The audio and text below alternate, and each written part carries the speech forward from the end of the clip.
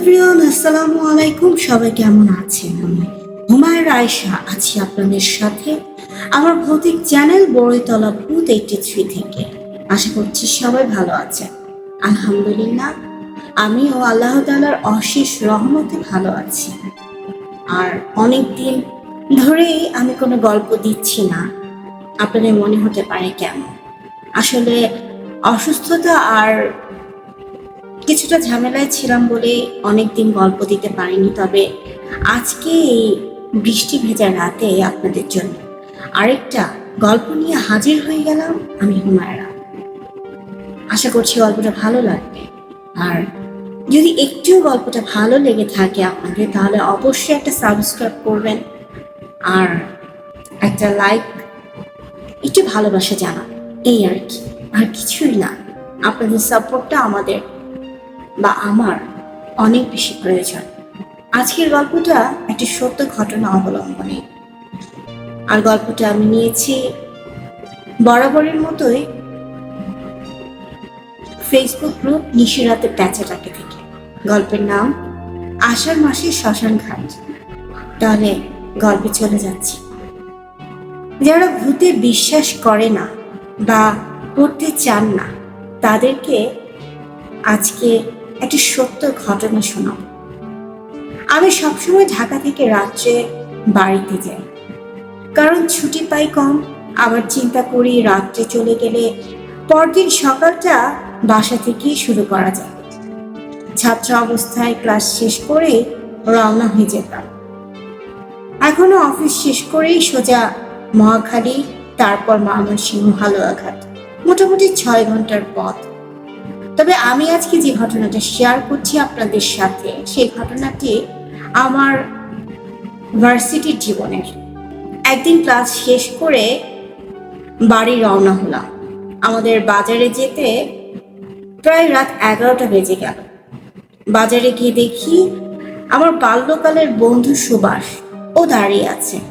আমাকে দেখে ও বলল, আমরা তো প্রতিদিন রাত্রে এই কদমতলিতে আড্ডা মারি, তুই আসিস, বেশ মজা হবে। বাজারের কাছেই আমার বাসা। বাসায় গিয়ে মার সাথে কথা বলতে বলতে খাওয়াটা শেষ করে নিলাম। 1টার দিকে বাজারে গিয়ে কাউকে না পেয়ে ভাবলাম সবাই হয়তো চলে গেছে। আমি 2টা সিগারেট কিনে কদমতলি রওনা হলাম। তখন আষাঢ় মাস চলছে, আকাশে চাঁদ আর মেঘের লুকোচুরি খেলা। কিন্তু আষাঢ়ের মেঘ এবং চাঁদের আলো দুটা মিলে একটা অদ্ভুত আলো আঁধারের খেলা হচ্ছে। এই কালো অন্ধকার, আবার এই যেন ভরা পূর্ণিমা। একটা সিগারেট ধরিয়ে রাস্তায় হাঁটছি।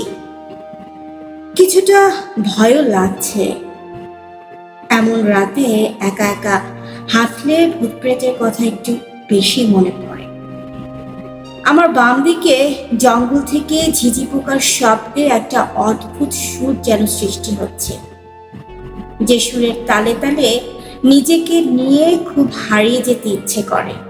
মাঝে মাঝে গভীর জঙ্গল থেকে 2-1টা কাক বড্ড বেসুরা কণ্ঠে কা কা করছে। মনে হচ্ছে কোনো মাংসখেকো রাক্ষস যেন কলিজাটা ছিঁড়ে নিয়ে যাচ্ছে।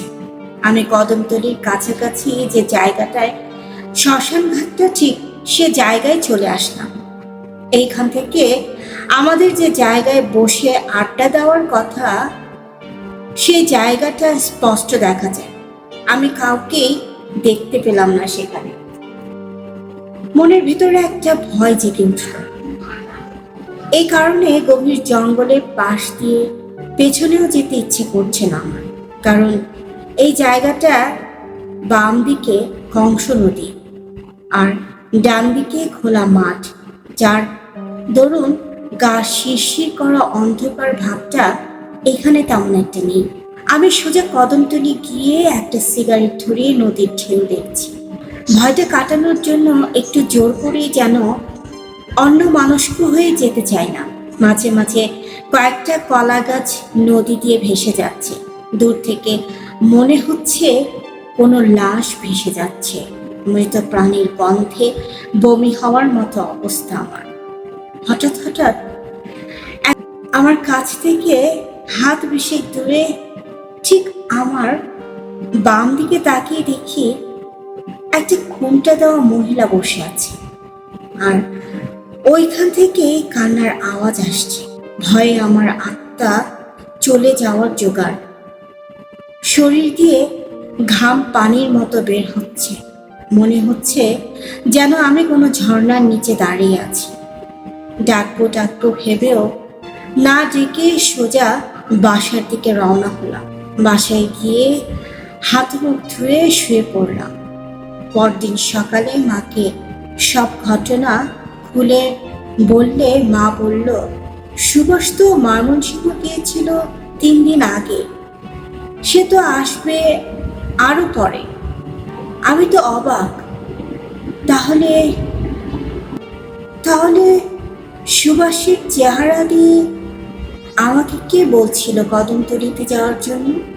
শেষে মা যা বলছিল তা ছিল এইরকম। 88 সালের বন্যার সময় নৌকা করে বরযাত্রী বউ নিয়ে যাওয়ার সময় কদমতলী নৌকা ডুবে যায়। সবাই তীরে উঠলেও কোণে উঠতে পারেনি।